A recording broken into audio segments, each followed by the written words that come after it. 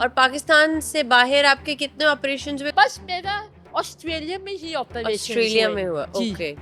और 5 हुए? 5 हुए। किस चीज के ऑपरेशंस थे? मेरा हेड में, मेरा नोज में, खुद ही ग्लासेस और बस। अब मैंने सुना आप बहुत सारी कंट्रीज घूमी जी है। जी, मैं हॉलैंड भी घूमी हूँ, जहाँ पर हमारी सिस्टर गटवुड है। So she came especially from Holland to be a nun, but slowly she decided to open this house on 17th February 1969.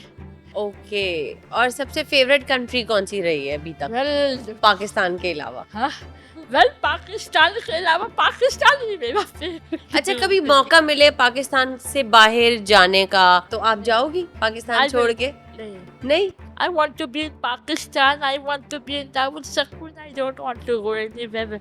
To be in Pakistan, to be my city, Karachi, to